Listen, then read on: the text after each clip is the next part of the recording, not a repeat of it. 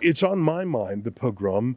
The Please turn around. We want to check, so we want to film it. What's your name? I don't care. You don't care what your name is? Here, let's come closer here. No. Please. What's your name?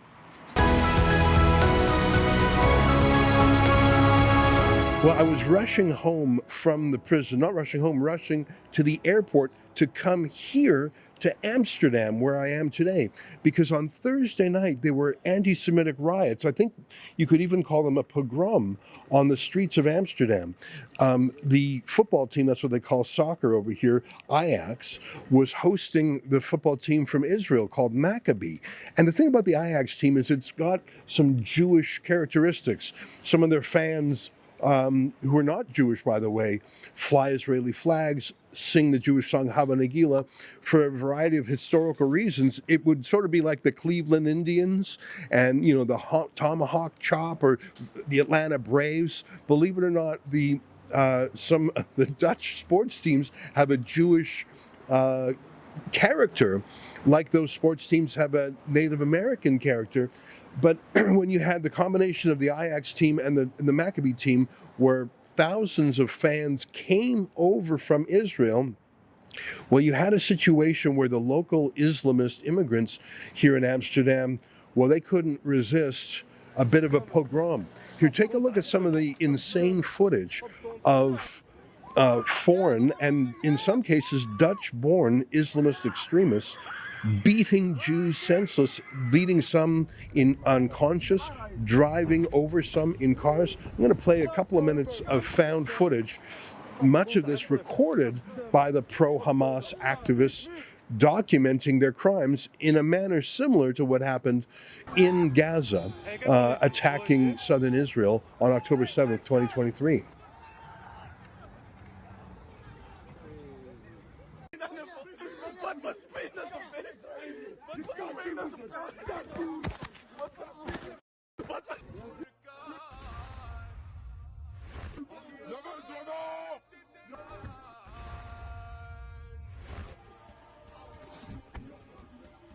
So I wanted to keep my appointment in the UK because it was difficult for me to get my hearing with Tommy Robinson. So I didn't come straight to Amsterdam. I went to the prison to visit Tommy first, and then I came to Amsterdam. Now, obviously, by the time I arrived in the city, the riot had been cleaned up. However, shocking news, here it is as tweeted by Geert Wilders, not a single rioter was arrested by police, not one. They, in many cases, walked right by police. Police were right there. They tweeted or filmed their own activities. Not a single one was arrested. How does that happen? How do you have a mass riot with hundreds of Islamist rioters and police don't take a single one? I find it incredible. We're still early days here. It's still morning, and we just came to the Jewish Museum in Amsterdam. It was very strange, though, when they saw the rebel name on my shirt and our mic flash, they told us we're forbidden from going in. And I said, well, we're happy to leave our camera and our microphone out just to take in the museum, to learn a little bit about the Jewish history, and maybe to talk to people inside the museum about where to go in the city to learn more about this story.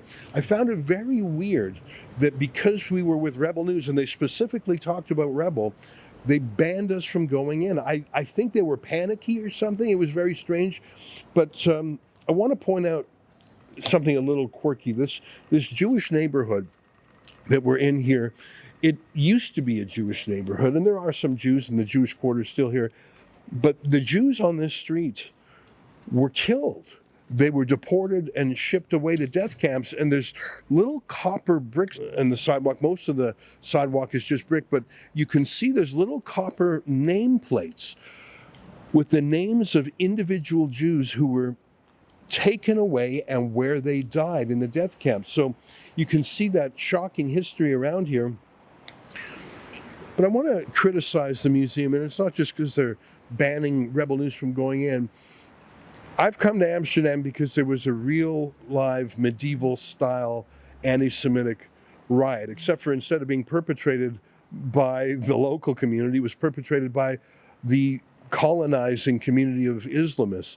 I should say that the king of the Netherlands specifically said that the country failed the Jews in a manner that it hadn't done since the Holocaust. I thought that was actually a touching thing to hear from the king. So it's on my mind, the pogrom. Please turn around. Here we want the check, so we want to film it. What's your name? I don't care. You don't care what your name is? Here, let's come closer here. No. Please. What's your name? I Don't touch me. That's assault. I'll call the police on you. I'll call you. If you touch me again, I'll call the police. So I came to Amsterdam because of this pogrom, because of this crisis, and I want to learn more about it. I want to learn about is the Jewish community here vulnerable? I've done this in other cities in Europe. For example, when I was in Hungary, I went to the Great Synagogue, and I was delighted to learn that Jews in Hungary and Budapest are very safe.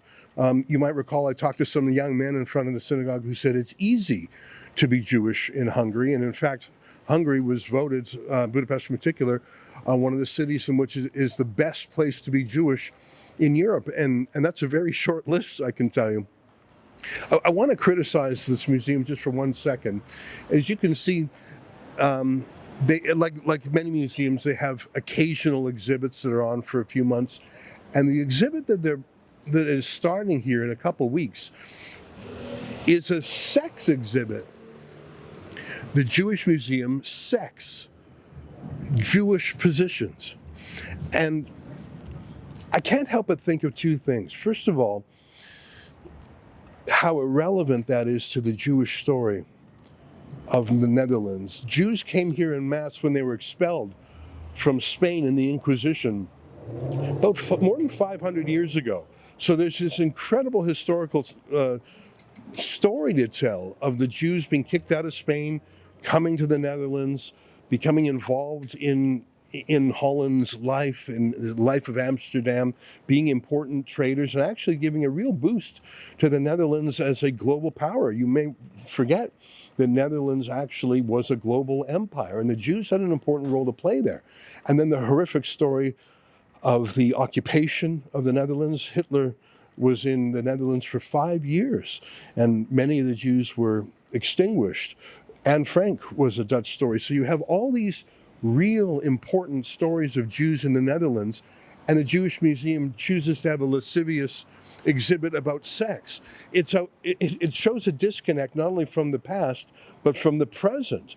How about do a museum exhibit about the place and the status of Jews in the face of mass immigration from people who want to do what the Nazis did last time? But there's a second thing, and I was talking to some friends in the UK about this yesterday. I was asked the question, why do some people hate Jews? That's a tough one to ask.